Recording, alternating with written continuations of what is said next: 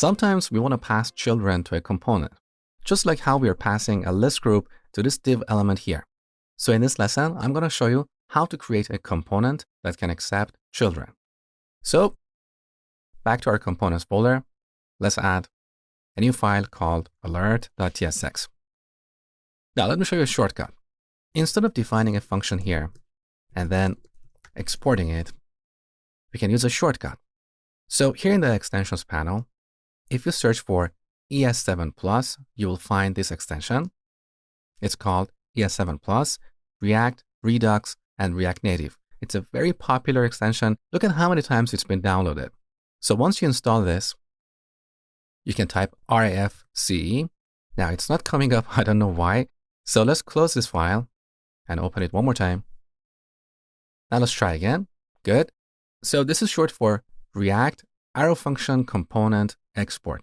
So if you press enter, we get this code snippet. Lovely. Now here we have multi-cursor editing, so we can change the name of the component if we made a mistake, but in this case, no. So let's go back to alert.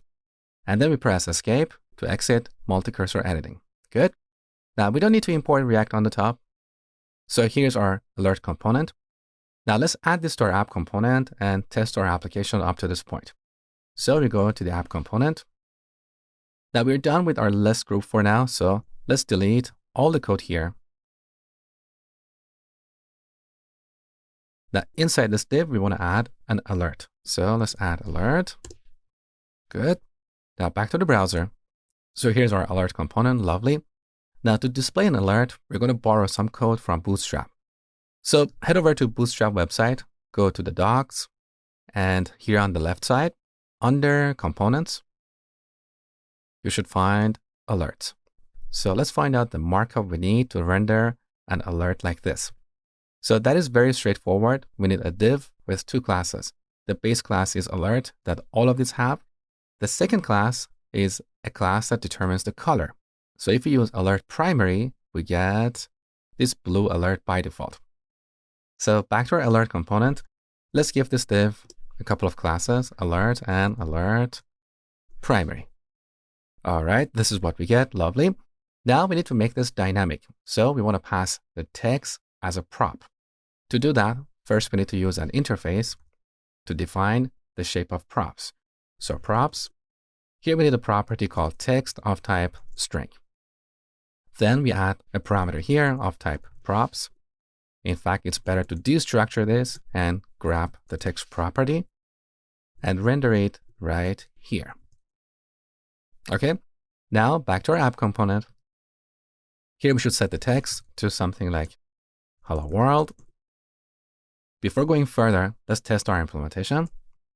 Okay, it's working. Lovely. Now, while this works, this way of passing text to this component is kind of ugly. What if the text is a bit too long? What if you want to pass HTML content? Passing HTML content as a prop like this is kind of ugly.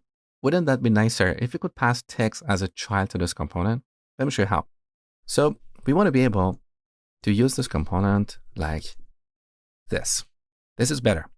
So to do that, we go back to our component. Now there is a special prop that all components support, and it's called children. So if we simply rename text to children, now we can pass our text as a child to this component. But we have a couple of errors because we need to rename these two references to text. So I'm going to rename them both in one go. Good. The errors are gone and our application is still working. Lovely. Now, what if you want to pass HTML content here? We get a compilation error because we told the TypeScript compiler that the children prop is a string. But in this case, we are not passing a string, we are passing a more complex structure. To solve this problem, we need to change the type of children from string to React node. Now here in the auto completion box, we have two React nodes.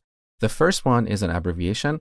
So if you press enter here, we get this markup. This is not what we want. We want the second item. This is the React node class defined in the React module. So let's import it on the top like this. And with that, we can pass HTML content to our alert component. So to recap, using the children prop, we can pass children to a component.